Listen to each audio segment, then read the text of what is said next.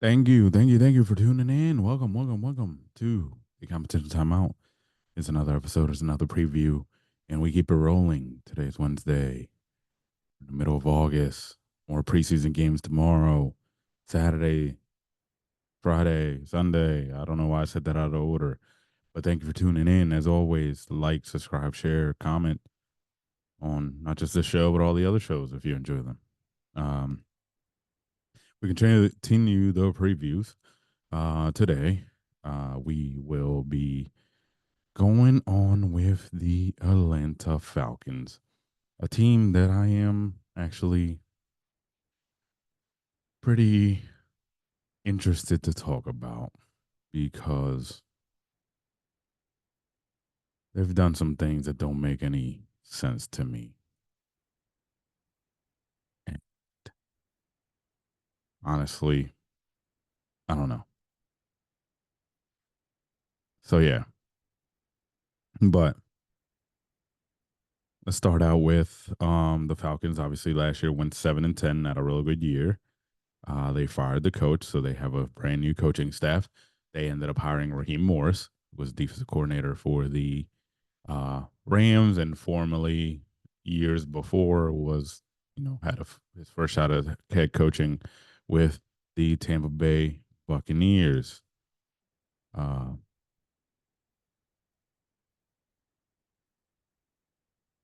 so yes, that's where he was. He formerly was with the Falcons before.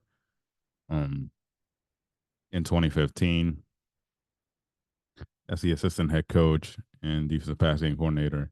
So he has been with the um, the Falcons before. Um, he was there with Dan Quinn and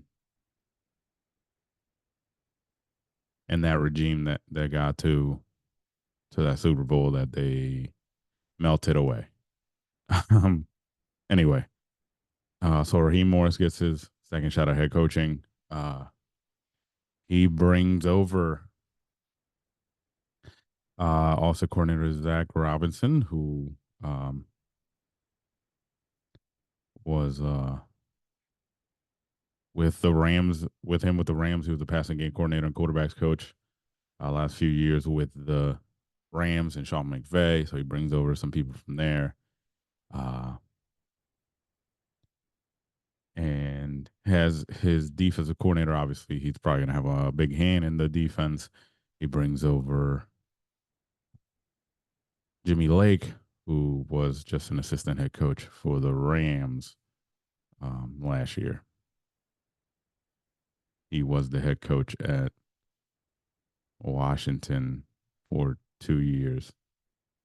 Uh, so, yeah.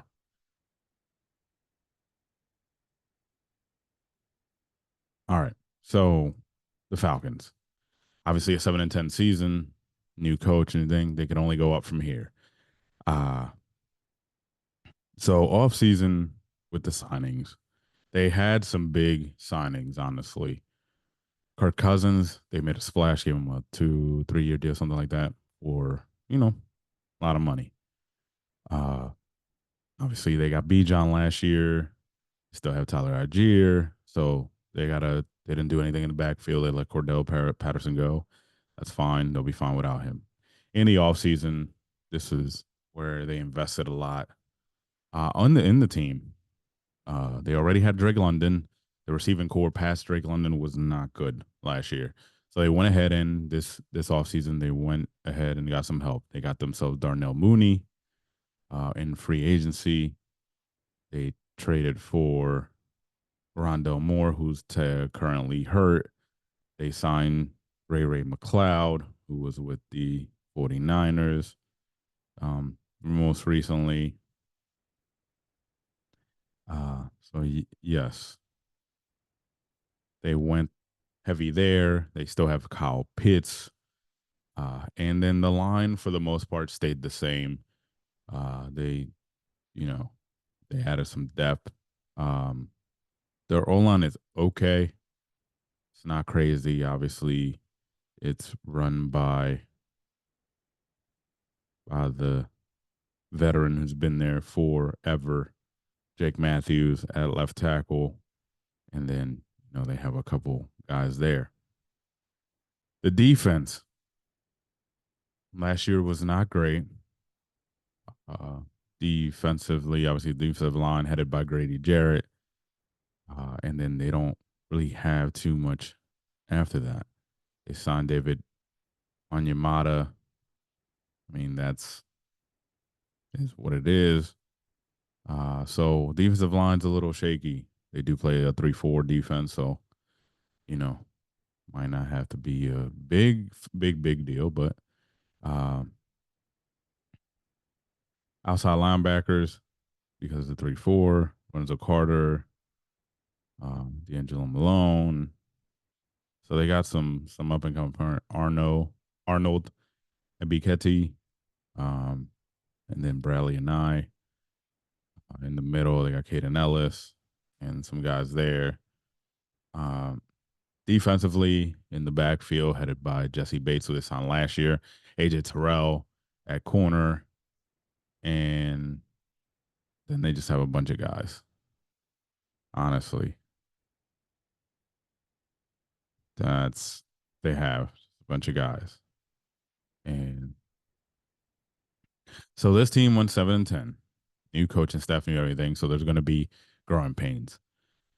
Offensively, I think they are going to be fine, especially running this McVay style offense, which is the flavor of the league for the last, since McVay had success and Shanahan's been having a success again as a coach.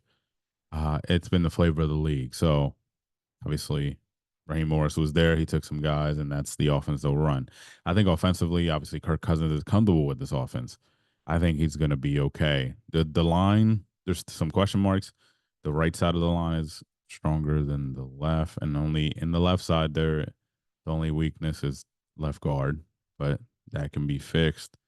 They got guys that have been there and have proven Jake Matthews, Caleb McCrary, the tackles. So Chris Lidstrom tackles. I mean, he's a guard, and then center might be a little weakness too. But um, but I don't think the line is horrible. So I think they'll be okay at the line. Have the weapons at receiver. Hopefully, Rondo Moore can come back. I don't know that he's out forever. If I'm not mistaken. Oh, says it's season ending. So yeah, had a knee injury. So Rondo Moore, that hurts the weapons thing, but they still, Mooney and Darnell Mooney is better than anything they had before there. They had Mac Hollins as like the number 2 receiver last year. So I think they'll be okay with those two. And then you got to involve Kyle Pitts a little more. Uh, I think this could be big year for Kyle Pitts, but they have to find ways to get him the ball. He's a receiver at tight end, and you can use him out wide. Use Bijan out of the backfield, both running and also catching. So the offensive is going to be a lot better than it was last year for sure. I believe that. Defensively is like I went. It looks like they have one guy at every position group, every level of the defense that's a veteran and you can trust. But then after that, they have a bunch of unproven people, a bunch of people who haven't really shown a lot, and there's going to be a prove it year for them as well. Not just the Falcons, but the people that they have. So defensively, they're going to have to get their wins by blowing out teams. Uh,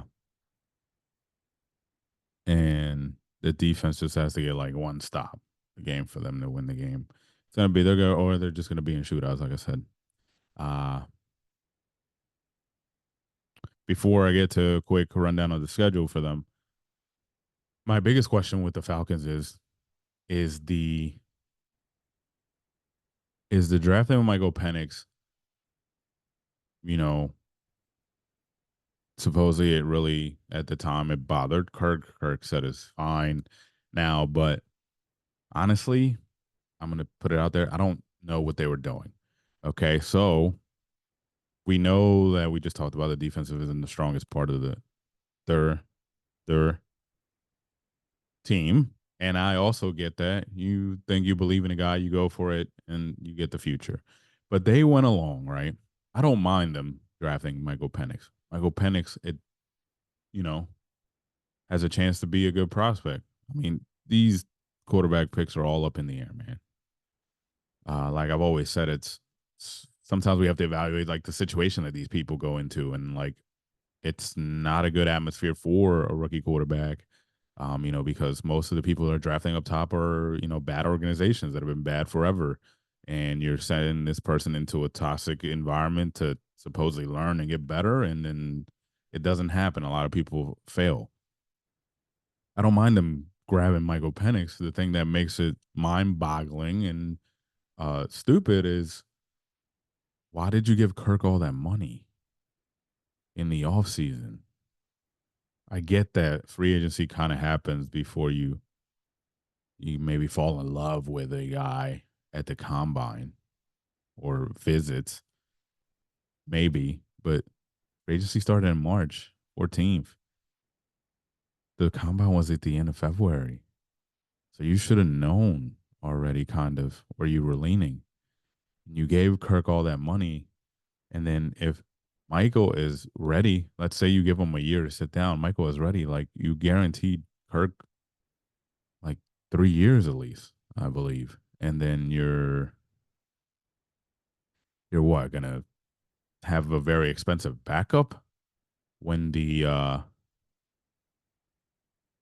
new norm in football is to it's a 4 year 180 million contract. That's what forget. Anyway,